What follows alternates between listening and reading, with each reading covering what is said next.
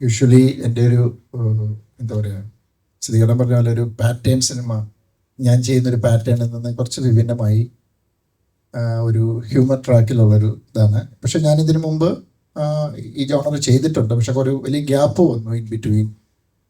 അതുകൊണ്ട് തന്നെ ഞാനൊരു പടം തയ്യാറാക്കി മുന്നോട്ട് വരുമ്പോൾ എപ്പോഴും എല്ലാവരും പ്രതീക്ഷിക്കുന്ന ചില സസ്പെൻസ്, ട്വിസ്റ്റ്, അങ്ങനത്തെ ഒരു ഇതൊന്നും ഇതിൽ നിന്ന് പ്രതീക്ഷിക്കരുത്. അപ്പോൾ ഇതിനു മുമ്പ് ചെയ്തത് ഒരു പ്യുവർ കോർട്ട് റൂം ഡ്രാമയായിരുന്നു. ഇതൊരു ഒരു 2 മണിക്കൂർ തിയേറ്ററിൽ വന്നിരിക്കുക, എന്താ പറയുക, ചിരിക്കുക, സന്തോഷമായി വീടുകളിലേക്ക് മടങ്ങുക. അപ്പം നമ്മളിപ്പോൾ ഇത്ര സ്ട്രെസ്ഫുൾ ലൈഫിനകത്തൊരു റിലീഫിന് വേണ്ടിയാണല്ലോ ഇപ്പോൾ എല്ലാവരും സിനിമ കാണാൻ വരുന്നത്. അപ്പോൾ അതുകൊണ്ട് തന്നെ നിങ്ങളെല്ലാവരും തിയേറ്ററുകളിൽ വന്ന് ഈ സിനിമ കാണണം. ഇതിനകത്ത് വലിയൊരു താരനിരയുണ്ട്, എല്ലാവർക്കും ഇവിടെ എത്തിച്ചേരാൻ പറ്റിയിട്ടില്ല. വളരെ ഒരു മത്സരിച്ചുള്ളൊരു അഭിനയം ഇതിനകത്ത് നിങ്ങൾക്ക് തീർച്ചയായിട്ടും കാണാൻ പറ്റും. എല്ലാവരും അവരവരുടെ ക്യാരക്ടറുകൾ വളരെ മനോഹരമാക്കിയിട്ടുണ്ട്. അവർക്കതുപോലെ അഴിഞ്ഞാടാനുള്ള ഒരു അവസരം ആ സ്ക്രിപ്റ്റിനകത്ത് കൃഷ്ണകുമാർ ഒരുക്കിയിട്ടുണ്ടായിരുന്നു. വളരെ എന്താ പറയുക, നല്ല സോളിഡ് ആയിട്ടുള്ള ഒരു സ്ക്രിപ്റ്റാണ്. വ്യക്തമായ ഒരു തുടക്കവും ഒരു ഇൻ്റർവലും ഒരു ഒടുക്കവും ഒക്കെയുള്ള ഒരു സോളിഡ് സ്ക്രിപ്റ്റായിരുന്നു. അപ്പോൾ തീർച്ചയായിട്ടും എല്ലാവരുടെയും ആശംസകളും അനുഗ്രഹങ്ങളും പ്രതീക്ഷിക്കുന്നു. എല്ലാവരും ഓഗസ്റ്റ് 15 ഇത് തിയേറ്ററുകളിൽ തന്നെ വന്ന് കാണുക. നമസ്കാരം. എനിക്ക് ജിത്തു ചേട്ടൻ ഇങ്ങനെ വിളിച്ചിട്ട് ഒരു സിനിമയുണ്ട്, കഥ കേൾക്കണം എന്ന് പറയുന്നു. അപ്പോൾ കൃഷ്ണകുമാർ എന്ന് പറയുന്ന റൈറ്ററാണ് ഇത് എഴുതിയിരിക്കുന്നത്. അപ്പോൾ അദ്ദേഹം വരും എന്നൊക്കെ പറഞ്ഞപ്പോൾ കൃഷ്ണകുമാർ ഏട്ടനും പറയുന്ന കൂമൻ 12th മാൻ എന്നൊക്കെ പറഞ്ഞ സിനിമയൊക്കെ ചെയ്ത ആളാണ്. അപ്പോൾ ഞാൻ വിചാരിച്ചു ഒരു ത്രില്ലർ സിനിമയായിരിക്കും ഉറപ്പിച്ച്. അപ്പോൾ ഇനി എന്തായാലും കുറച്ച് സീരിയസ് ആവാം, കൊല ചെയ്യാനോ കൊലപാതകം മറച്ചു വെക്കാനോ ഒക്കെ ആയിട്ടുള്ള പരിപാടിയൊക്കെ ആയിട്ട് ഒരു സിനിമയ്ക്ക് റെഡിയാവാം എന്നൊക്കെ വിചാരിച്ചിരിക്കുമ്പോഴാണ് ഹ്യൂമർ സിനിമയാണെന്ന് പറയുന്നത്. അപ്പോൾ ഓക്കെ ശരി, എന്നാൽ പിന്നെ ഹ്യൂമർ എന്നുള്ള രീതിയിൽ എന്താണ്. പക്ഷെ അത് ഭയങ്കര രസകരമായിട്ടാണ് അതിൻ്റെ സ്ക്രിപ്റ്റ് ചെയ്തിരിക്കുന്നത്. അത് ഇത് രണ്ടുപേരും കൂടെ അതൊരു ഭയങ്കര എന്താ പറയുക, തുടക്കം മുതൽ അവസാനം വരെ ഒരു രസച്ചരട് കൊട്ടാതെ നമ്മളെ ത്രൂ ഔട്ട് സിനിമ താഴോട്ട് പോകാൻ സാധ്യതയുണ്ടെന്ന് തോന്നുന്ന സമയത്തൊക്കെ പുതിയ തലങ്ങളിലേക്ക് അതിൻ്റെ ക്യാരക്ടേഴ്സിനെ കൊണ്ടുപോകാൻ ഇതിൻ്റെ സ്ക്രിപ്റ്റിങ്ങിൽ സാധിച്ചിട്ടുണ്ട്. എൻ്റെ ക്യാരക്ടറിനെ കുറിച്ച് പറയുകയാണെങ്കിൽ എബി സക്കറിയ പൂഴിക്കുന്നൽ എന്ന് പറയുന്ന ഭയങ്കര പൂഴിക്കുന്നൽ ഗ്രൂപ്പ് ഓഫ് കമ്പനീസിൻ്റെ MD ആണ് Aby Zachariah. Poozhikkunnel group of companies എന്ന് പറഞ്ഞാൽ 7-8 കമ്പനികളുണ്ട്. എന്തൊക്കെയോ എസ്റ്റേറ്റോ മറ്റേ ട്രാവൽസോ അങ്ങനെ കുറേ ഉണ്ട്. അപ്പോൾ പുള്ളിയുടെ അച്ഛൻ മരിച്ചുപോയി. ഈ സക്കറിയ പൂഴിക്കുന്നൽ എന്ന് പറയുന്ന ആൾ പെട്ടെന്ന് മരിച്ചുപോയി. അപ്പോൾ ഈ ആകെ മോനായിട്ടുള്ളത് എബി മാത്രമാണ്. അപ്പോൾ എബിയുടെ ചുമലുകളിലേക്ക് വരും ഈ ബിസിനസ് സാമ്രാജ്യം. അപ്പോൾ അതൊന്നും ഏറ്റെടുക്കാനുള്ള ബുദ്ധിയോ മെച്യൂരിറ്റിയോ ഒന്നും എബിക്കില്ല. അപ്പം അങ്ങനെ വന്നിട്ട്, പക്ഷേ വീട്ടിൽ നിന്നാണെങ്കിൽ മമ്മിയുടെ പ്രഷർ, എങ്ങനെയെങ്കിലും ഓഫീസിൽ പോയിരിക്കണം, നീ ബിസിനസ് നോക്കി നടത്തണം എന്നൊക്കെയുള്ള പ്രഷറിൽ അവസാനം ഓഫീസിൽ വന്നിരിക്കുകയാണ്. പുള്ളിയാണെങ്കിൽ ജസ്റ്റ് കല്യാണം കഴിഞ്ഞിട്ടേ ഉള്ളൂ. അപ്പോൾ അതിൻ്റെ ഒരു ആവേശമുണ്ട് പുള്ളിക്ക്, വീട്ടിൽ തന്നെ ഇരിക്കാനൊക്കെ ഉള്ളൊരു ആഗ്രഹം. അപ്പോൾ വീട്ടിൽ ഇങ്ങനെ കമ്പനിയിലേക്കൊന്നും വരാൻ പുള്ളിക്ക് ഒരു തരത്തിലും താല്പര്യമില്ല. അങ്ങനെ പുള്ളി ഓഫീസിൽ വരുന്നു. ഈ പറയുന്ന പോലെ ബാക്കി പുള്ളിക്ക് അപ്പോൾ ആറ്റിറ്റ്യൂഡ് ഇട്ടേ പറ്റുള്ളൂ. കാരണം ആൾക്കാർക്ക് ഒരു ബഹുമാനം വേണമല്ലോ. പുള്ളി എന്താണ് എബി സക്കറിയ പൂഴിക്കുന്നൽ ഗ്രൂപ്പിൻ്റെ ഓണറിൻ്റെ മോനാണ്. അപ്പോൾ അതുകൊണ്ട് ആൾക്കാർക്ക് കൂടെയുള്ള വർക്ക് ചെയ്യുന്ന ആൾക്കാർക്കൊക്കെ പുള്ളിയെ ബഹുമാനിക്കണം. അപ്പോൾ ബഹുമാനം ചോദിച്ചു വാങ്ങാനുള്ള തരത്തിലുള്ള ആറ്റിറ്റ്യൂഡൊക്കെയാണ് പുള്ളിക്ക്. ഡോർ തുറന്നു കൊടുക്കാൻ ആൾ വേണം. ഡോർ തുറന്നു കൊടുത്തില്ലെങ്കിൽ പുള്ളിക്ക് ദേഷ്യം വരും. ഡോർ തുറക്കാത്തത് കൈകൊണ്ട് ജസ്റ്റ് വലിച്ചാൽ തുറക്കാവുന്ന ഡോറൊക്കെ ഉള്ളൂ. അതൊക്കെ തുറന്നു തരണം ആരെങ്കിലും. ഓഫീസിൻ്റെ അകത്ത് വന്നിരുന്നു കഴിഞ്ഞാൽ പുള്ളിക്ക് ഫ്രഷ് ഫ്ലവേഴ്സ് വേണം, നട്ട്സ് വേണം. അങ്ങനെയൊക്കെ ആയിട്ട് പുള്ളിയുടേതായിട്ടുള്ള ഭയങ്കരമായിട്ടുള്ള ഡിമാൻഡ്സ് ഒക്കെയാണ് പുള്ളിക്ക്. ഡോറങ്ങ് അടച്ചു കഴിഞ്ഞാൽ പുള്ളി അകത്തിരുന്ന് ഗെയിം കളിച്ചോണ്ടിരിക്കില്ല പണി, വേറൊന്നും അറിഞ്ഞൂടാ. അപ്പോൾ പക്ഷേ അവിടെ വന്നിരിക്കുക കമ്പനി ആരെങ്കിലുമൊക്കെ വാങ്ങി നടത്തിക്കോളും. അപ്പം ഇങ്ങനെ ഇരിക്കുന്ന ഒരുത്തൻ പെട്ടെന്ന് ഒരു പ്രത്യേക സാഹചര്യത്തിൽ ഒരു പ്രത്യേക വിഷയത്തിൽ ചെന്ന് വിടുകയും അതെങ്ങനെ ഇവൻ അവസാനം ടാക്കിൾ ചെയ്യും. ഇവനാണെങ്കിൽ ഈ പറയുന്ന പോലെ കോട്ട് സ്യൂട്ടൊക്കെ ഇട്ടാണ് രാവിലെ ഓഫീസിലേക്ക് വരുന്നത്. പ്രശ്നം ഗുരുതരമായി പോകും തോറും കോസ്റ്റ്യൂമൊക്കെ മാറി ഈ പറയുന്ന കോട്ടൊക്കെ മാറിയിട്ട് ഈ പറയുന്ന ചുവന്ന ടീഷർട്ടും അതിലേക്കൊക്കെ എത്തും പുള്ളി ഓരോ പോയിന്റൊക്കെ എത്തുമ്പോഴേക്കും. അപ്പോൾ പിന്നെ കണ്ടാൽ പറയില്ല ഈ പറയുന്ന പോലെ ഇത്രയും വലിയ റിച്ച് ആയിട്ടുള്ള ഒരു ബിസിനസ് മാൻ ആണെന്നുള്ള കാര്യമൊന്നും ആർക്കും അറിഞ്ഞുകൂടാ. അപ്പോൾ ഈ പറയുന്ന പോലീസുകാരുടെ അടുത്തും അല്ലെങ്കിൽ ഈ പറയുന്ന മറ്റ് ക്യാരക്ടേഴ്സിൻ്റെ അടുത്തൊക്കെ പുള്ളി പറഞ്ഞ് see basically I am a rich man, show some respect എന്നൊക്കെയുള്ള രീതിയിൽ പുള്ളി ആറ്റിറ്റ്യൂഡൊക്കെ ഇട്ട് റെസ്പെക്ട് ചോദിച്ച് വാങ്ങേണ്ട അവസ്ഥയിലേക്ക് എത്തും. നിങ്ങൾ വിചാരിക്കുന്ന പോലത്തെ ഒരാളല്ല ഞാൻ, കണ്ട ലുക്കില്ലെന്നേ ഉള്ളൂ, ഐ എം എ റിച്ച് മാൻ എന്നൊക്കെ എന്നെ സൂക്ഷിച്ചെൻ്റെ അടുത്ത് സംസാരിക്കണം എന്നൊക്കെയുള്ള രീതിയിലുള്ള ആറ്റിറ്റ്യൂഡിലെ പുള്ളി മൊത്തം പിന്നെ ഡീൽ ചെയ്യാൻ നോക്കുന്നു. അത് പിന്നെ കോംപ്ലിക്കേറ്റഡ് ആയി പുള്ളിയുടെ കയ്യിൽ നിന്ന് പോകുന്നു. മറ്റ് ട്രാക്കുകളിലുള്ള ആൾക്കാരൊക്കെ ഇതിലേക്ക് വന്ന് കയറുന്നു. അവരുടെയൊക്കെ ട്രാക്കുകളുമായിട്ട് ഇതെങ്ങനെ കൂട്ടിമുട്ടുന്നു. ആ കൂട്ടിമുട്ടലുകളൊക്കെ വലിയ വലിയ കെയോസിലേക്കും അവസാനം വലിയൊരു എന്താ പറയുക, കൂട്ടപ്പരിച്ചിലേക്ക് ചെന്നെത്തുന്നതൊക്കെയാണ്. അതെങ്ങനെയാണ് എത്തുന്നത്, പുള്ളി ചെന്നപ്പെടുന്ന പ്രശ്നം എന്താണ്, ആ പ്രശ്നത്തിൽ നിന്ന് ഇവരൊക്കെയാണ്, ഇവരുടെ പ്രശ്നങ്ങൾ എങ്ങനെയാണ് പുള്ളിയുടെ പ്രശ്നത്തിലേക്ക് വന്ന് വീഴുന്നത്, അവസാനം ഇതൊക്കെ എങ്ങനെയാണ് ഇതെല്ലാം കൂടെ കൂട്ടി മുട്ടുന്നത്. അതൊക്കെയാണ് ഈ സിനിമയുടെ എക്സൈറ്റ് ചെയ്യിപ്പിക്കുന്ന കാര്യങ്ങൾ. അത് നിങ്ങൾക്ക് എന്തായാലും തിയേറ്ററിൽ നിങ്ങൾക്കൊരു എൻ്റർടൈനിങ് സിനിമ എന്നുള്ള രീതിയിൽ എല്ലാവർക്കും എക്സൈറ്റ് ചെയ്യിപ്പിക്കുന്ന ഒരു സിനിമയായിരിക്കും തന്നെയാണ് ഞങ്ങൾ വിശ്വസിക്കുന്നത്. എനിക്കും പ്രത്യേകിച്ച് ജീത്തു ജോസഫ് എന്നൊക്കെ പറയുന്ന ഇത്രയും മെയിൻ സ്ട്രീം ആയിട്ടുള്ള ഇത്രയും ഹിറ്റ് സിനിമകൾ സംവിധാനം ചെയ്തിട്ടുള്ള ഡയറക്ടറിൻ്റെ കൂടെ വർക്ക് ചെയ്യാൻ അവസരം ലഭിച്ചതിൽ ഒരുപാട് സന്തോഷമുണ്ട്. അദ്ദേഹത്തിൻ്റെ ഒരു ഹ്യൂമർ സിനിമ ചെയ്യുന്ന ഒരു വർക്കിംഗ് പ്രോസസ്സ് എന്താണെന്നൊക്കെ അറിയാനുള്ള ഒരു എക്സൈറ്റ്മെൻ്റ് ഒക്കെ എനിക്കുണ്ടായിരുന്നു. അപ്പോൾ എനിക്കത് ഭയങ്കര രസമുള്ളൊരു പ്രോസസ്സായിരുന്നു. നമുക്കൊക്കെ ഭയങ്കര ഫ്രീഡം തരുന്നു. നമുക്കത് കൃത്യമായിട്ട് ഹ്യൂമറിൻ്റെ മീറ്റർ കൃത്യമായിട്ട് പെർഫോമൻസിലൊക്കെ നമുക്ക് ഡിഫൈൻ ചെയ്ത് നമുക്ക് ആദ്യം മുതൽ അതിനുള്ള ഹെൽപ്പ് ഡയറക്ടർ എന്നുള്ള രീതിയിലുള്ള ഫീഡ്ബാക്ക് നമുക്ക് തരുന്നു. അതിൻ്റെ ഒരു സ്ക്രിപ്റ്റ് നേരത്തെ പറഞ്ഞ പോലെ വളരെ സോളിഡ് ആയിട്ടുള്ളൊരു സ്ക്രിപ്റ്റ് ഇതിനുണ്ടായിരുന്നു. പിന്നെ ഈ പറയുന്ന കോ ആക്ടിസ്റ്റുകളെല്ലാം ഗ്രേസ് ഇൻഡൽ, സിദ്ദിഖൊക്കെ ആണെങ്കിലും, മനോജ് ചേട്ടനാണെങ്കിലും, ബൈജു ചേട്ടനാണെങ്കിലും, ബിനു ചേട്ടനാണെങ്കിലും, അജു ചേട്ടനാണെങ്കിലും, സൈജു ചേട്ടൻ, അങ്ങനെ അൽത്താഫ്, അങ്ങനെ ഒരുപാട് ആക്ടേഴ്സ് ഉണ്ട് ഈ സിനിമയിൽ. അപ്പം എന്നെ സംബന്ധിച്ചിടത്തോളം ഇത്രയും സീനിയേഴ്സ് ആയിട്ടുള്ള ആക്ടേഴ്സിൻ്റെ കൂടെ ആദ്യമായിട്ടാണ് ഒരു സിനിമയിൽ ഒരു ലീഡ് റോൾ ചെയ്യുന്ന സിനിമയിൽ അഭിനയിക്കുന്നത്. അപ്പോൾ അതെനിക്കും ഈ പറയുന്ന പോലെ ഒരു ഓവർവെൽമിംഗ് ആയിട്ടുള്ള ഒരു എക്സ്പീരിയൻസ് ആയിരുന്നു. ഇവരുടെയൊക്കെ കൂടെ ഹ്യൂമർ ചെയ്യുന്നു, ഇവരെല്ലാം ഹ്യൂമർ ചെയ്യുന്നത് നമ്മൾ കണ്ടിട്ടുണ്ട്. അപ്പോൾ ഇവരുടെ എല്ലാം കൂടെ വന്നിട്ട് നമ്മൾ ഹ്യൂമർ ചെയ്യുമ്പോഴുള്ള ഒരു എക്സൈറ്റ്മെൻറ്റും ആസ് ആൻ ആക്ടർ എനിക്ക് ഇതിൻ്റെ ത്രൂ ഔട്ട് ഇതിൻ്റെ ഒരു പ്രോസസ്സ് ഉണ്ടായിരുന്നു. അപ്പോൾ എല്ലാം കൊണ്ടും ഭയങ്കര എൻജോയ് ചെയ്ത ഞങ്ങളെല്ലാവരും അവസാനം ഇതിൻ്റെ ഒരു സിനിമ നിങ്ങളിലേക്ക് എത്തിക്കാൻ ഭയങ്കര എക്സൈറ്റഡ് ആയിട്ട് നോക്കിയിരിക്കുന്ന ഒരു ഹ്യൂമർ സിനിമ എന്നുള്ള രീതിയിൽ വർക്കായി തന്നെയാണ് ഞങ്ങൾ വിശ്വസിക്കുന്നത്. അതിനി പ്രേക്ഷകരാണ് തീരുമാനിക്കേണ്ടത് അത് എങ്ങനെ എത്രമാത്രം വർക്കാകുന്നുണ്ടെന്നുള്ള കാര്യം. അത് 15-ാം തീയതി തിയേറ്ററിൽ ഇറങ്ങാനായിട്ട് ഞങ്ങളും എക്സൈറ്റഡ് ആയിട്ട് കാത്തിരിക്കുകയാണ്.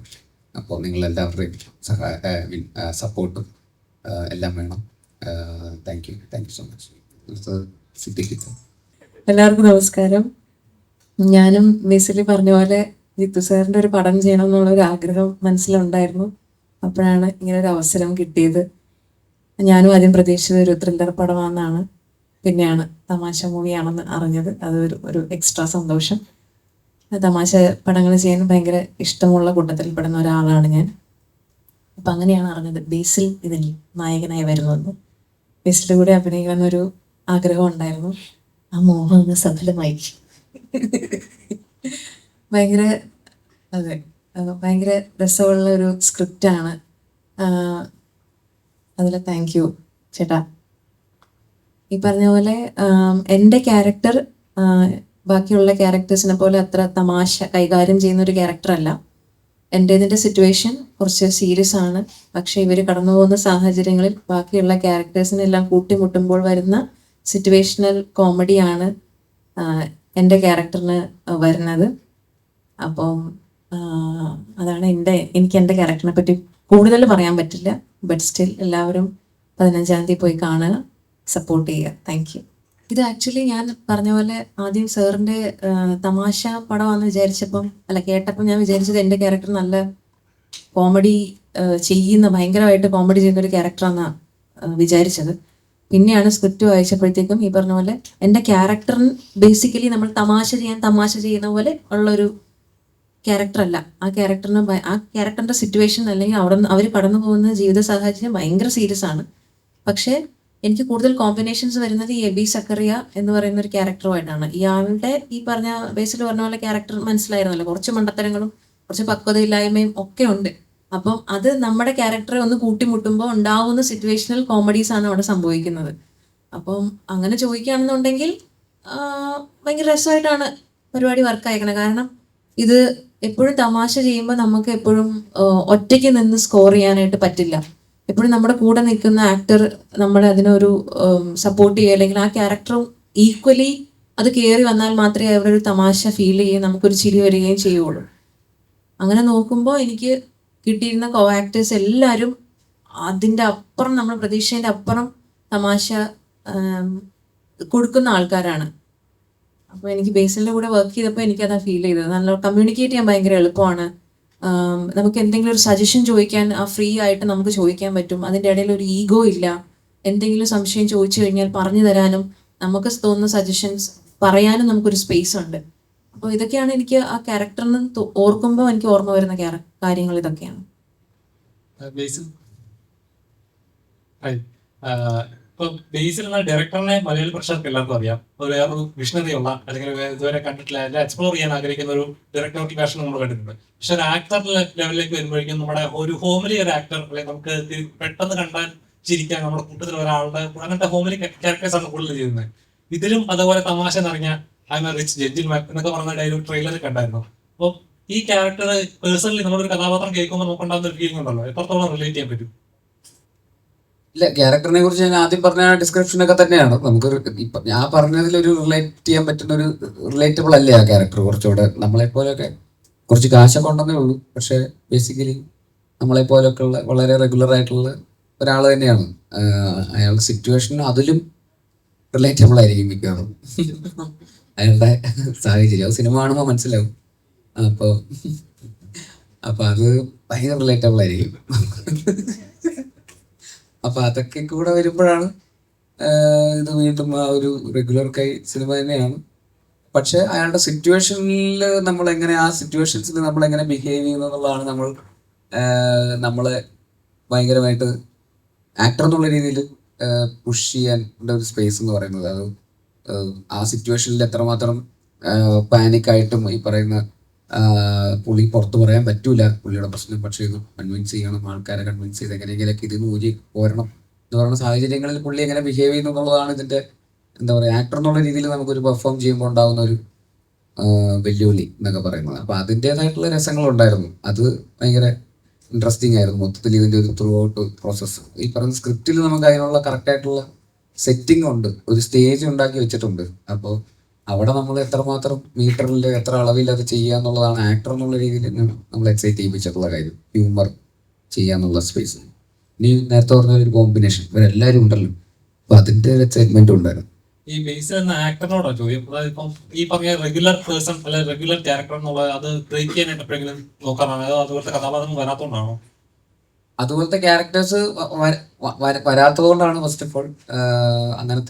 അങ്ങനെയുള്ള ആലോചനകൾ ആദ്യം തുടക്കകാലങ്ങളിലൊക്കെ എല്ലാവരും നമ്മളെ എങ്ങനെയാണ് അറിയുന്നത്, ആ ഒരു ക്യാരക്ടേഴ്സ് ആണല്ലോ വരിക.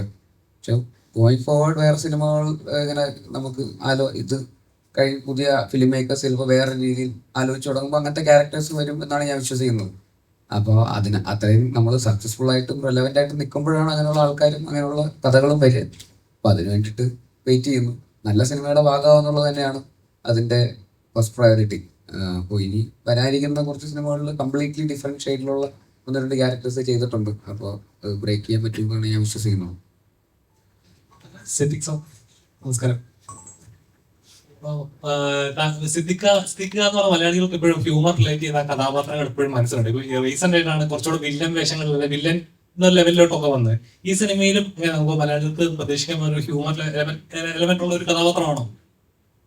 ഈ ഹ്യൂമറെന്നോ വില്ലനെന്നൊക്കെ പുറത്ത് കാണുന്ന പ്രേക്ഷകരാണ് ഇതൊക്കെ തീരുമാനിക്കുക. നമ്മളെ സംബന്ധിച്ചിടത്തോളം ഒരു ആക്ടർക്ക് കിട്ടുന്ന കഥാപാത്രം എന്ന് മാത്രമേ സ്വീകരിക്കാറുള്ളൂ. ചിലർ ചോദിക്കും ഇങ്ങനെ വില്ലനായിട്ട് അഭിനയിക്കുന്ന വില്ലൊന്നൊന്നുമില്ല, നമ്മളെ വിചാരം നമ്മളാണ് നായകൻ എന്നാണ്. പുറത്തൊരാൾ നിൽക്കണ്ടാവും, ചിലപ്പോൾ അയാളായിരിക്കും നായകൻ. ഒരു കഥാപാത്രത്തെ കിട്ടിക്കഴിഞ്ഞാൽ ആ കഥാപാത്രത്തെ ഏറ്റവും നന്നാക്കുക എന്നുള്ളത് മാത്രമേ ഉള്ളൂ ഓരോ ആക്ടറും ശ്രദ്ധിക്കുന്നത്. അല്ലാണ്ട് ഞാനിതിനകത്ത് ഹ്യൂമറാണ്, ഞാനിതിനകത്ത് വില്ലനാണ്, ഞാൻ നായകനാണ്, അങ്ങനെ ആരും ചിന്തിക്കാറില്ല. ആ സമയത്ത് ഒരു സെൻട്രൽ ക്യാരക്ടർ ചെയ്യുന്ന ആൾക്ക് കുറച്ചുകൂടെ ഉത്തരവാദിത്വം കൂടുതലുണ്ടാവും. ആ സിനിമയുടെ സക്സസിനും ഫെയിലിയറും ഒക്കെ ആ ആക്ടറെ ആശ്രയിച്ചിരിക്കുന്നതുകൊണ്ട് അദ്ദേഹത്തിന് കുറച്ചുകൂടെ ഉത്തരവാദിത്വം കൂടുതലുണ്ടാവും എന്ന് മാത്രമേ ഉള്ളൂ. ബാക്കി ഞങ്ങളുടെയൊക്കെ ഒരു ആറ്റിറ്റ്യൂഡ് എന്ന് പറഞ്ഞത് നമ്മൾ കിട്ടുന്ന കഥാപാത്രത്തെ ഏറ്റവും നന്നാക്കുക. കഥാപാത്രം ഹ്യൂമറാണ് ആവശ്യപ്പെടുന്നതെങ്കിൽ ഹ്യൂമർ ചെയ്യുക, അതോ നെഗറ്റിവിറ്റിയാണ് പറയുന്നതെങ്കിൽ അങ്ങനെ ചെയ്യാന്നൊക്കെ ഉള്ളതെന്നല്ലാതെ ഞങ്ങൾ അങ്ങനെ ഡിഫറൻഷിയേറ്റ് ചെയ്യാറില്ല എന്നുള്ളതാണ് സത്യം. ബേസിലായിട്ടാണെങ്കിൽ മാത്രം ആദ്യം ഇച്ചിരി കോമഡി പറയാൻ നോക്കി, അതാണ് വർക്കായത്. ഇതേ നമ്മളീ സിനിമയിൽ അഭിനയിക്കുമ്പോ ഓപ്പോസിറ്റ് ആള് നന്നായിട്ട് പെർഫോം ചെയ്യുമ്പോ ഇപ്പുറത്തെ ആള് നന്നായിട്ട് ചെയ്യും. അപ്പൊ നിങ്ങളൊന്ന് ലൈവ് ആകുമ്പോൾ ഞങ്ങൾ ലൈവ് ആവും. താഴെ നിന്ന് ഭക്ഷണം കഴിച്ചു വന്നെങ്കിൽ പറഞ്ഞ പോലെ കൊണ്ട മധുരമൊക്കെ അടിച്ച് കയറ്റി അതിന്റെ ഒരു ഞാൻ തമാശ പറഞ്ഞിട്ട് നിങ്ങൾ റിയാക്ട് ചെയ്ത പോലും ഇല്ല, പിന്നെ എന്റെ മൂടങ്ങ് പോയി. ഇനി എന്ത് സിദ്ദിഖിക്ക് ആൾക്കാരും എന്നാലും സിദ്ദിഖ് ആദ്യം ഇൻട്രൊഡക്ഷൻ പറഞ്ഞിട്ട് ഇനി എല്ലാ ആൾക്കാരും സ്വയം ഒന്ന് പറഞ്ഞിട്ട് പിന്നെ എല്ലാവർക്കും ചോദ്യങ്ങൾ ചോദിക്കാമെന്ന്. ബേസിലേട്ടൻ ഇങ്ങനെ പറഞ്ഞു തുടങ്ങിയപ്പോ ഇവിടെ എല്ലാരും ഒന്ന് പറഞ്ഞു തുടങ്ങി ഇതെന്ത് ഇനി സിനിമയുടെ കഥ മുഴുവൻ പറയുമെന്ന്. ആ തരത്തിൽ പുള്ളി വേറെ രീതിയിൽ സംസാരിച്ചു പോയി. ഇനി ഒരു മറുപടി പറയാം. സിനിമയുടെ പേരെന്നാ? നുണക്കുഴി. പറഞ്ഞതല്ല സത്യമാണെന്ന് നിങ്ങൾ കരുതുന്നുണ്ടോ? അതൊന്നും വിശ്വസിച്ച് നിങ്ങൾ തിയേറ്ററിലേക്ക് കാണാൻ പോകണ്ട. ഇനി ഞാൻ മാത്രം ചോദിച്ചാൽ അത് കുഴപ്പമില്ല. എല്ലാവരും സ്വയം ഒന്ന് പറയാന്ന് വിചാരിച്ചല്ല അങ്ങനെയൊക്കെ വിചാരിച്ചാണ് ഇരുന്നത്. പക്ഷെ ഫുൾ ബേസിൽ പറഞ്ഞു കഴിഞ്ഞു. അപ്പൊ അതാണ് അസീസ് പറഞ്ഞത്, ഇനി ക്ലൈമാക്സ് കൂടെ പറയാനുള്ളൂ എന്ന് പറഞ്ഞത്. അപ്പൊ അതുകൊണ്ടാണ് നിങ്ങൾ ഓരോരുത്തർ ഒരു കാര്യം ചെയ്യാം, നമുക്ക് അസീസിൽ നിന്ന് തുടങ്ങാം, എന്നിട്ട് ഇങ്ങനെ പോവാം. അസീസ് ക്ലൈമാക്സ് ഞാൻ 15-ാം തീയതി പറയാം. ഞാൻ എക്സൈറ്റ്മെന്റ് ആണ്. കാരണം എന്ന് പറഞ്ഞാൽ മിമിക്രി എന്നൊക്കെ വന്ന് മിമിക്രി എന്ന് വരുമ്പോൾ തന്നെ സിനിമ അഭിനയിക്കുക എന്നുള്ള ഒരു ആഗ്രഹമുണ്ട്. പക്ഷെ അതിലുപരി ജിത്തു സാറിനെ പോലത്തെ ഡയറക്ടറിന്റെ സിനിമയിലൊക്കെ ഒരു ക്യാരക്ടർ കിട്ടുക എന്നൊക്കെ പറഞ്ഞാൽ അതും ഭയങ്കര ഒരു ഭാഗ്യം തന്നെയാണ്. അതും നല്ലൊരു ക്യാരക്ടർ തന്നെയാണ് കിട്ടിയിട്ടുള്ളത്. സിനിമയെ കുറിച്ചൊന്നും ഒരുപാടൊന്നും പറയാനില്ല. ഒരു ഫണ്ണ് എലമെന്റ് തന്നെയാണ്. കാരണം ഞാനൊക്കെ സത്യം പറഞ്ഞാൽ ഭയങ്കര പേടിച്ചാണ് ഞാൻ ലൊക്കേഷനിലൊക്കെ പോയത്. ജിത്തു സാറിനൊക്കെ പേടിച്ചാണ് പോയത്. പക്ഷെ സാറെന്ന് പറഞ്ഞാൽ ഭയങ്കര കൂളായിരുന്നു. നമ്മളടുത്തൊക്കെ സത്യം പറഞ്ഞാൽ സാറ് ഭയങ്കര ആക്ടറും കൂടെ ആയിരുന്നു. നമുക്ക് എങ്ങനെയാണ് അഭിനയിക്കേണ്ടതെന്ന് എനിക്ക് പറഞ്ഞുകൂടെ തരും സാർ. അപ്പൊ എന്തായാലും വേണ്ടേ സാറ് പറഞ്ഞു തരും. പിന്നെ രണ്ടാമത് നമ്മളെന്തെങ്കിലും ഹ്യൂമർ നമുക്കതിന് പേടിയാണ്. ഇപ്പൊ സാറ് ഫുള്ള് സ്ക്രിപ്റ്റിൽ പോകുന്ന ഒരു സംഭവത്തിന്റെ ഇടയിൽ എന്തെങ്കിലും ഹ്യൂമർ ചേർക്കാൻ വേണ്ടി പേടിയായിരുന്നു ആദ്യം. പക്ഷെ സാറിൻ്റെ അടുത്ത് ചോദിച്ചപ്പോൾ സാറ് അത് ധൈര്യമായിട്ട് ചെയ്തോളാൻ പറഞ്ഞു. ചിലത് ചെയ്യാതിരിക്കുമ്പോൾ സാറ് വിളിച്ച് പറയുകയും ചെയ്യും, അത് ചെയ്യുന്നു. ഭയങ്കര ഒരു രസമായിരുന്നു. എന്തായാലും പടം ഒരു വൻ വിജയമാകട്ടെ എന്ന് ആത്മാർത്ഥമായി പ്രാർത്ഥിക്കുന്നു. അതുപോലെ നിങ്ങളുടെ സപ്പോർട്ടും വേണം. Thank you so much. പറ കഴിച്ചല്ലേ ഇത് പറയാം. ഞാൻ വളരെ ഹാപ്പിയാണ്. കുറേ നാള് അവസരം ചോദിച്ച് കിട്ടിയ സിനിമയാണ്. ഇതേപോലെ മുന്നേ അവസരം ചോദിച്ച ഒരു സിനിമ കിട്ടി. പ്രിയൻ സാർ ലാൽ സാർ ഒപ്പം കാത്തൊരു കോമഡി പടം പ്രിയൻ സാർ ലാൽ സാർ കോമ്പിനേഷൻ ചെയ്യാന്ന് വെച്ചപ്പോൾ ത്രില്ലറായി പോയി.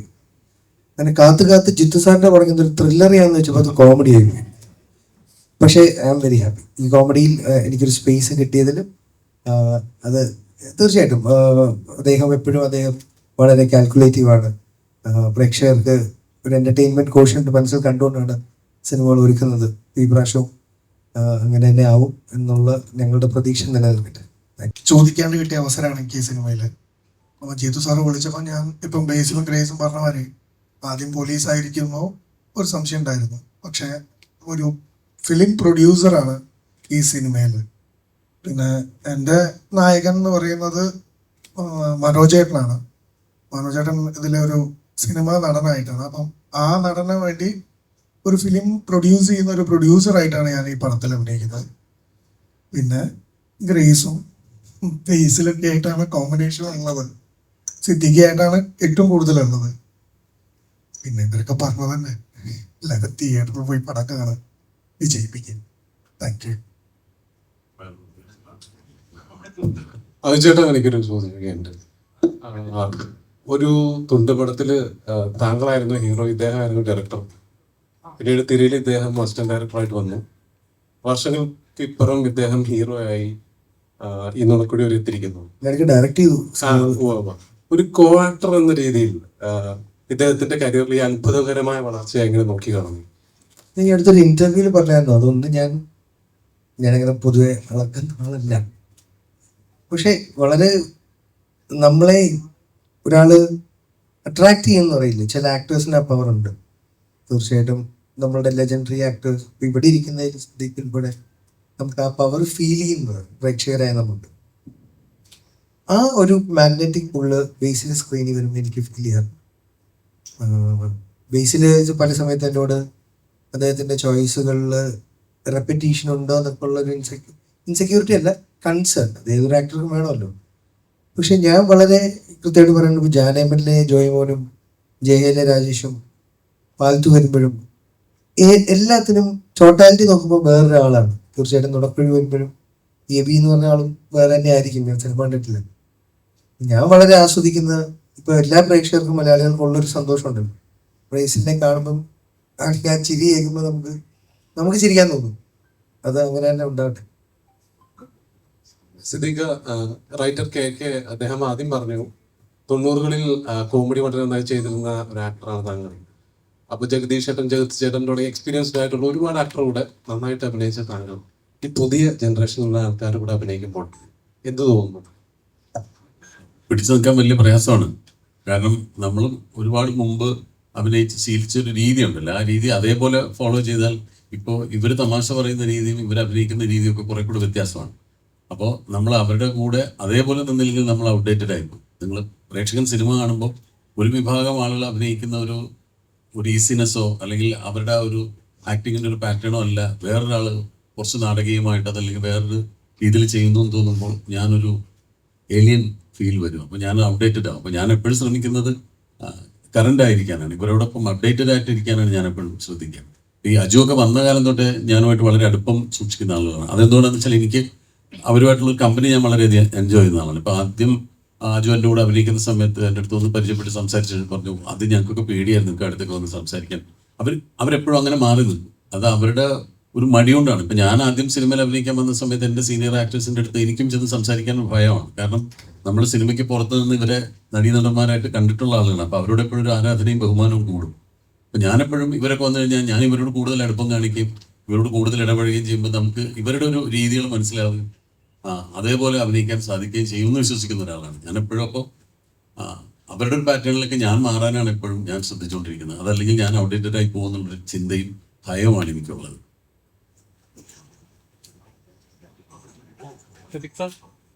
എന്തോ പറയുന്നതിന് ഞാൻ അവിടെ തന്നെ ഇരിക്കുകയല്ലേ. പറഞ്ഞിട്ടുണ്ട്. കഴിഞ്ഞ ദിവസത്ത് നടന്ന പ്രസ് മീറ്റിലൊക്കെ പറയുന്നത്, അപ്പോൾ സോഷ്യൽ മീഡിയയിൽ വന്ന കമന്റ്സുകൾ ശ്രദ്ധിച്ചോന്ന് എനിക്കറിയത്തില്ല. അമ്മയുടെ സ്ഥാനത്ത് ഒരു കാർണവർ വന്നപ്പോഴേക്കും കാര്യങ്ങളൊക്കെ നടപടിയായി തുടങ്ങി എന്നൊരു പറഞ്ഞായിരുന്നു. അപ്പോൾ അങ്ങനത്തെ കമന്റ്സുകളൊക്കെ ശ്രദ്ധിക്കാറുണ്ടായിരുന്നു. ഒരു കാര്യങ്ങളൊക്കെ ആളുകൾക്ക് എന്തെങ്കിലും ആക്ടർ കോ ആക്ടറിന് എന്തെങ്കിലും സംഭവിച്ചാലും റിയാക്ട് ചെയ്യാനായിട്ടും അല്ലെങ്കിൽ ചോദിക്കാൻ ആളുണ്ട് എന്ന ലെവലിലുള്ള ഒരു കാർണവരുണ്ട് എന്ന ലെവലിലൊക്കെ കമന്റുകൾ വന്നായിരുന്നു. തീർച്ചയായിട്ടും അത് ശ്രദ്ധിച്ചായിരുന്നു. അത്തരം കമന്റുകൾ വരുമ്പോഴും ഞാൻ ഭയക്കുന്നത് ഇതേപോലെ എന്തെങ്കിലും ഒരു നമ്മുടെ ഭാഗത്തുനിന്ന് ഒരു വീഴ്ച വന്നാലും ഇതേപോലെ ഒരുപാട് ഓപ്പോസിറ്റ് ആയിട്ടുള്ള കമന്റുകളും വരാൻ സാധ്യതയുണ്ട്. അപ്പോൾ എന്ത് കാര്യവും ചെയ്യുമ്പോൾ സൂക്ഷിച്ച് ചെയ്യണം. ഇപ്പം നമ്മളൊരു കാര്യം ചെയ്തു എന്ന് പറയുന്നത് ഒരു വലിയ കാര്യമായിട്ട് എനിക്ക് തോന്നുന്നില്ല. അത് ഞാൻ ചെയ്തതുപോലെ നിങ്ങൾ ചെയ്താലും അതിന് പോലീസിന്റെ ഭാഗത്തുനിന്ന് ഒരു ആക്ഷൻ ഉണ്ടാവും. കാരണം അതൊരു പബ്ലിക് ന്യൂസൻസ് ആയിട്ടാണ്. അപ്പോൾ അതിൻ്റെ താഴെ വന്ന എല്ലാ കമന്റുകളും അതിനനുകൂലമായിട്ട് പറയാൻ കാര്യം അത്രയധികം ഒരു പബ്ലിക് ന്യൂസൻസ് ആയിട്ട് ആളുകൾക്ക് തോന്നിയതുകൊണ്ടാണ്. അപ്പോൾ ഞാൻ പരാതി കൊടുത്തതുപോലെ വേറെ ആര് കൊടുത്താലും ഇതേ നിയമ നടപടികൾ തന്നെ ഉണ്ടാവുമായിരുന്നു. പക്ഷെ എനിക്കത് ചെയ്യേണ്ടി വന്നതെന്ന് വെച്ചാൽ ഞാനൊരു സംഘടനയുടെ നേതൃസ്ഥാനത്തിരിക്കുമ്പോൾ ആ സംഘടനയിൽപ്പെട്ട ഒരാളെ, പ്രത്യേകിച്ച് നമ്മൾ മലയാളികളെല്ലാം സ്നേഹിക്കുന്ന ശ്രീ മോഹൻലാലിനെ പോലുള്ള ഒരാളെ പറ്റി അങ്ങനെ പറഞ്ഞപ്പോൾ ഈ സംഘടനയുടെ നേതൃസ്ഥാനത്തിരുന്ന് അത് ചെയ്യേണ്ടി വന്നു എന്ന് മാത്രമേ ഉള്ളൂ. അപ്പോഴും ഞാൻ പല പ്രാവശ്യം ആലോചിച്ചിട്ടാണ് അത്തരം പ്രവൃത്തിയിലേക്ക് ഇറങ്ങി ചെല്ലുന്നത്. കാരണം ഇപ്പം നല്ല കമൻറ്റ് വന്നതുപോലെ മോശം കമൻറ്റ് വരാനും ഒരു പ്രവൃത്തി മതി. എപ്പോഴും നമ്മൾ ചെയ്യുമ്പോൾ ആലോചിച്ചും സൂക്ഷിച്ചും തന്നെയാണ് ചെയ്യുന്നത്. ഇപ്പം ഞാൻ നിങ്ങളുടെ മുമ്പിൽ ഇവിടെ വന്നിരുന്ന് സംസാരിക്കാനിരിക്കുമ്പോൾ പോലും ഞാൻ ഉള്ളിൽ പ്രാർത്ഥിക്കുന്നത് എൻ്റെ വായിൽ നിന്നൊരു അവിവേകം വീണു പോകരുത്. കാരണം അത് വീണാൽ അത് റെക്കോർഡഡ് ആണ്. അപ്പം അത് നമ്മൾ പറയുന്നൊരു കാര്യം മറ്റൊരു രീതിയിൽ ആളുകൾക്ക് എടുക്കാൻ അല്ലെങ്കിൽ വേറെ രീതിയിൽ ഇന്റർപ്രിറ്റ് ചെയ്യാൻ പറ്റുന്ന രീതിയിൽ പോലുള്ളൊരു വാക്ക് പോലും എൻ്റെ വായിൽ നിന്ന് വീഴരുത് എന്നുള്ളൊരു പ്രാർത്ഥനയോട് കൂടിയിട്ടാണ് ഞാൻ നിങ്ങളുടെ മുമ്പിൽ സംസാരിക്കാനിരിക്കുന്നത്. അപ്പോൾ അത് ഒരു പ്രവൃത്തി ചെയ്യുമ്പോൾ 100 പ്രാവശ്യം ആലോചിച്ചിട്ടാണ് ചെയ്യുന്നത്. പക്ഷെ തീരുമാനിച്ചാൽ പിന്നെ ഞാനത് പ്രാവർത്തികമാക്കാൻ ശ്രമിക്കും. പിന്നീട് അതിൻ്റെ വരായികൾ അനുഭവിക്കാൻ ഞാൻ തയ്യാറായിട്ട് തന്നെയാണ് ചെയ്യുന്നത്. പക്ഷേ ചെയ്യുന്നതിന് മുമ്പ് ഒരുപാട് ആലോചിച്ചതിന് ശേഷമാണ് ഒരു പ്രവൃത്തി ചെയ്യുന്നത്. ഇനിയിപ്പോൾ അത് കുറച്ചുകൂടെ കൂടുതൽ ശ്രദ്ധിക്കേണ്ടിയിരിക്കുന്നു. കാരണം ഇപ്പോൾ ഒരു വ്യക്തി എന്നുള്ളത് മാത്രമല്ല, വലിയ ഒരു സിനിമാ താരങ്ങൾ ഉൾപ്പെടുന്ന, സിനിമയിലെ നടീനടന്മാർ ഉൾപ്പെടുന്ന ഒരു സംഘടനയുടെ നേതൃസ്ഥാനത്ത് ഇരിക്കുമ്പോൾ ഞാൻ എന്തെങ്കിലും ഒരു മോശം പ്രവൃത്തി ചെയ്താൽ എൻ്റെ സംഘടനയിലുള്ള ഓരോ അംഗങ്ങളെയും അത് ബാധിക്കും എന്നുള്ളതുകൊണ്ട് കുറച്ചുകൂടെ ശ്രദ്ധിക്കണമെന്നേ തോന്നിയിട്ടുള്ളൂ. അതുപോലെ തന്നെ ഇപ്പോൾ മലയാള സിനിമ നല്ല രീതിയിൽ വളർന്നുകൊണ്ടിരിക്കുന്ന സമയം അതേ നല്ലതെന്ന് പറയുമ്പോൾ അത് ഒരു മോശം വശമുണ്ട്. ഇടയ്ക്ക് ഒരു റിവ്യൂസ് ആയിരുന്നു വിഷയമെങ്കിൽ ഇപ്പോൾ കഴിഞ്ഞ ദിവസം അനു സാർ ഒരു സ്റ്റേറ്റ്മെന്റ് പറഞ്ഞായിരുന്നു. അദ്ദേഹത്തിന്റെ പടം ബുക്ക് മൈ ഷോയിൽ ഫുൾ ടിക്കറ്റുകൾ ഉണ്ടായിട്ടും തിയേറ്ററിൽ ചെന്ന് നോക്കുമ്പോൾ 12 പേരെ ഉണ്ടായിരുന്നുള്ളൂ. ഏജന്റുമാർ അങ്ങനത്തെ കുറെ മിഡിൽ നിൽക്കുന്ന ആളുകൾ കുറെ കാശ് മേടിക്കുന്നു. അപ്പോൾ ഇങ്ങനെ മലയാള സിനിമ ഒരു സൈഡിൽ നന്നായിട്ട് പോകുമ്പോൾ മറ്റൊരു സൈഡിൽ നശിപ്പിച്ചുകൊണ്ടിരിക്കുകയാണ്. ശരിക്കും അങ്ങനെ ഉണ്ടെന്ന് വിശ്വസിക്കുന്നുണ്ടോ? എനിക്ക് അതിൻ്റെ ഒരു സ്റ്റാറ്റിസ്റ്റിക്സിനെ പറ്റിയിട്ട് വലിയൊരു ഗ്രാഹ്യമില്ല. ഞാനത് അത്ര ആഴത്തിൽ അതിനെപ്പറ്റി പഠിച്ചിട്ടില്ല. ഈ ബുക്ക് മൈ ഷോയിൽ ടിക്കറ്റ് ബുക്ക് ചെയ്തിട്ടും പൊതുവെ തീർച്ചയായിട്ടും പറയാറുണ്ട് ഇങ്ങനെ ബുക്ക് മൈ ഷോയിൽ ചിലപ്പം 60-70 ടിക്കറ്റുകൾ പോയിട്ടുണ്ടാവും, പക്ഷെ തിയേറ്ററിൽ ആളുകൾ കാണാൻ കുറവാണെന്നൊക്കെ തിയേറ്ററുകാർ പറയുന്നുണ്ട്. അതിൻ്റെ നിജസ്ഥിതി എന്താണെന്നും കൃത്യമായിട്ട് എനിക്ക് അറിവില്ല. പക്ഷെ എന്നാലും നമ്മൾ നേരത്തെ പറഞ്ഞതുപോലെ സിനിമ വളർന്നുകൊണ്ടിരിക്കുന്ന ഒരു സമയമാണ്. നല്ല നല്ല സിനിമകൾ ഒരുപാട് ഉണ്ടാവും.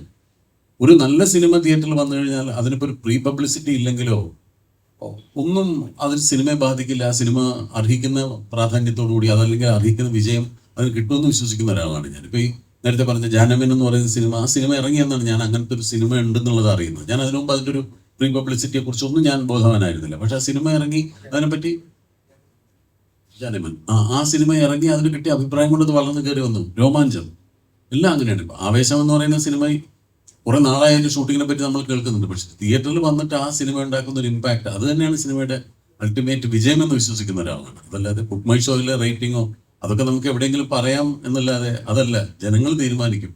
അവർ നിഷ്പക്ഷരാണ്. നല്ല സിനിമ കണ്ടാൽ കൈയടിക്കുകയും മോശം സിനിമ കണ്ടാൽ പോവുകയും ചെയ്യും. അതിന് അവർക്കിനി അവർ വേറെ ഒന്നും ഒരു ക്രൈറ്റീരിയ ആയിട്ട് എടുക്കാറില്ല. അവരെ രസിപ്പിക്കുന്ന സിനിമകൾക്ക് കൈയടിക്കുക, മോശം സിനിമകൾക്ക് അവർ പോകും. അപ്പോൾ അത് മാത്രമാണ് ഞങ്ങളെപ്പോഴും കീനായിട്ട് വാച്ച് ചെയ്യാൻ ശ്രമിക്കുന്നത്. മറ്റ് റെക്കോർഡ്സോ സ്റ്റാറ്റിസ്റ്റിക്സോ ഞങ്ങൾ അത്രയധികം ശ്രദ്ധിക്കാറില്ല എന്നുള്ളതാണ് സത്യം. മലയാളികൾക്ക് ഒരു സൂപ്പർ ഹീറോയെ സമ്മാനിച്ച ഡയറക്ടറാണ് അദ്ദേഹത്തിന്റെ ഡയറക്ടോറിയൽ വിഷയം എങ്ങനെയാണ് നോക്കുന്നത്? ഞാനെങ്ങനെയാ നോക്കിക്കാണുന്നത്?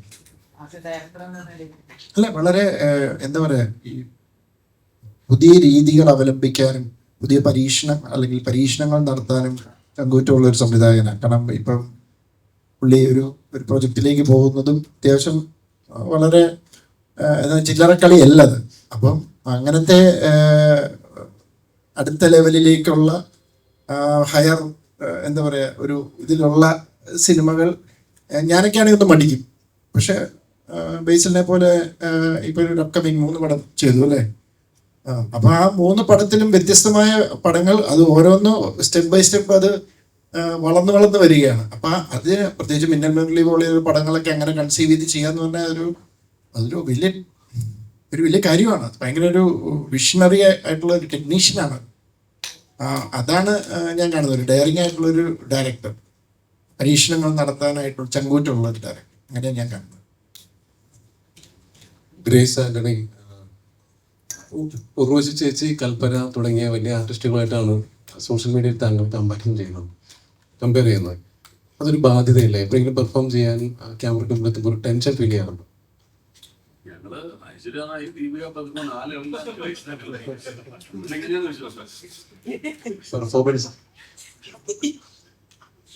എനിക്ക് അതിൽ കൂടുതലൊന്നും പറയാനില്ല. കാരണം എല്ലാവരും ഇത് ചോദിക്കുമ്പോൾ അതിനുള്ള മറുപടി ഓൾറെഡി ഞാൻ പറഞ്ഞു.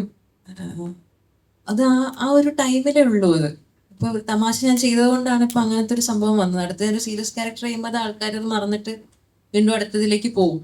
അപ്പോൾ ഒന്ന് കഴിഞ്ഞ് അതിനെ അവിടെ വിട്ട് അടുത്ത വർക്കിലേക്ക് കോൺസെൻട്രേറ്റ് ചെയ്യാന്നുള്ളത് മാത്രമേ അത് എടുക്കുന്നുള്ളൂ. അല്ലാതെ പോകുന്ന വർക്കിലെല്ലാം അതിൻ്റെ ഒരു ഭാരം കൊണ്ടുപോവുക, അതേ ഒരു ഇമേജ് കൊണ്ടുപോവുക, അവരിങ്ങനെ പറഞ്ഞു ഞാൻ ഇതേ ഇമേജ് ക്രിയേറ്റ് ചെയ്യണം, അങ്ങനത്തെ ഒന്നും എടുക്കാറില്ല. ഒന്നത് കഴിഞ്ഞു അത് വിട്ട് അടുത്ത വർക്കിലേക്ക് കോൺസെൻട്രേറ്റ് ചെയ്യുക, അത്രേ ഉള്ളൂ.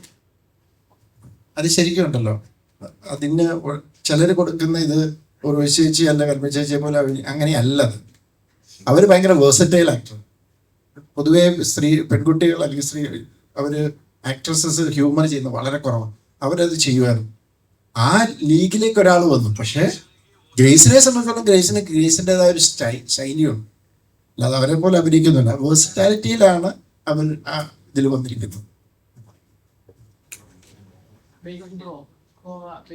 അടുത്തതായിട്ട് മോസ്റ്റ് വെയിറ്റിംഗ് ആയിട്ട് എല്ലാവരും വെയിറ്റ് ചെയ്യുന്നത് അജയന്റെ 2ാം മോഷണമാണ്.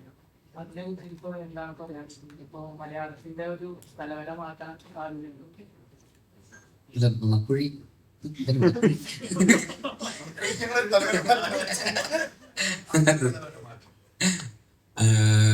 അജയന്റെ 2ാം മോഷണം ഭയങ്കര എക്സൈറ്റഡ് ആയിട്ട് ഞാൻ നോക്കി കാണുന്ന ഒരു സിനിമയാണ്. ഇത് ഈ പറയുന്ന ഓണത്തിനാണ് റിലീസ്. എൻ്റെ കൂടെ മുമ്പ് വർക്ക് ചെയ്തിരുന്ന ജിതിൻ ലാലാണ് അതിൻ്റെ ഡയറക്ടർ. കുഞ്ഞിരാമായണത്തിലും ഗോതയിലൊക്കെ അസിസ്റ്റന്റ് ഡയറക്ടറായിരുന്നു. അപ്പോൾ അതിൻ്റെ ഒരു എക്സ്ട്രാ സന്തോഷം കൂടെ ഉണ്ട്. അതും കൂടാതെ ടൊവിനോ ലീഡ് റോൾ അഭിനയിക്കുന്ന സിനിമ എന്നുള്ളൊരു അത് കൂടുതൽ സന്തോഷം കൊടുക്കുന്നുണ്ട്. പിന്നെ ഔട്ട് ആൻഡ് ഔട്ട് ടൊവിനോ സിനിമയാണത്. അവൻ 3 റോളുകൾ ചെയ്യുന്നുണ്ട് ആ സിനിമയിൽ 3 കാലഘട്ടങ്ങളിലൊക്കെ ആയിട്ട്. അപ്പോൾ അതിൻ്റെതായിട്ടുള്ള ത്രൂ ഔട്ട് ടൊവിനോ സിനിമയാണ്. ജിതിൻ കുറേ കഷ്ടപ്പെട്ടിട്ട് 7-8 വർഷമായിട്ട് ആ സിനിമയുടെ പിന്നാലെയാണ്. അത്രയും സ്കെയിലിൽ ആദ്യത്തെ സിനിമ ചെയ്യാന്ന് പറഞ്ഞാൽ അത്ര എളുപ്പമുള്ള കാര്യമല്ല. ഇത്രയും ബജറ്റൊക്കെ വെച്ചിട്ട് ഇത്രയും ടെക്നീഷ്യൻസിനെ കൺവിൻസ് ചെയ്യണം, പ്രൊഡ്യൂസേഴ്സിനെ കൺവിൻസ് ചെയ്യണം, ആക്ടേഴ്സിനെ കൺവിൻസ് ചെയ്യണം. ഇതെല്ലാം ഒരു 8 വർഷത്തെ ജേണിയാണ് അതിൻ്റെ സ്റ്റാർട്ടിങ് മുതൽ അവസാനം വരെ. എപ്പോഴാണ് ഞാൻ ഷൂട്ട് ചെയ്തത് എനിക്ക് ഓർമ്മയുണ്ട്, 2 വർഷം മുമ്പ് കണ്ടാണ് ഷൂട്ട് ചെയ്തതൊക്കെ. അപ്പോൾ അത് കഴിഞ്ഞ് ഇത്രയും സമയം എടുത്തു. അത് പോസ്റ്റ് പ്രൊഡക്ഷനും ഒക്കെ കഴിഞ്ഞ് ഇപ്പോൾ ഓണത്തിന് വരുന്നു, ഫൈനലി അത് തിയേറ്ററിലേക്ക് എത്തുന്നു, ആൾക്കാരുടെ മുമ്പിലേക്ക് എത്തുന്നു എന്നുള്ളത് ഭയങ്കര സന്തോഷം നൽകുന്നുണ്ട്, ഭയങ്കര എക്സൈറ്റ്മെൻ്റ് ഉണ്ട്. ആ സിനിമ ഈ പറയുന്ന പോലെ അതിൻ്റെ VFXും അതിൻ്റെ സ്കെയിലും ആക്ഷനും ഒക്കെ ആയിട്ട് അതിൻ്റെ ഒരു വലിപ്പമുണ്ട്. അത് തലവരെ മാറ്റും എന്നുള്ള കാര്യം നമുക്ക് സിനിമ ഇറങ്ങി കഴിയുമ്പോഴേ അറിയുള്ളൂ. പക്ഷെ അവർ അതിൻ്റേതായിട്ടുള്ള ഹോംവർക്ക് ചെയ്ത് അതിനനുസരിച്ചുള്ള ഒരു എഫേർട്ട് അവരിട്ടിട്ടുണ്ട്. അപ്പോൾ ആ എഫേർട്ട് സത്യസന്ധമാണെങ്കിൽ അതിനനുസരിച്ചിട്ടുള്ള റിസൾട്ട് അവർക്ക് കിട്ടും എന്ന് തന്നെയാണ് നമ്മൾ വിശ്വസിക്കുന്നത്.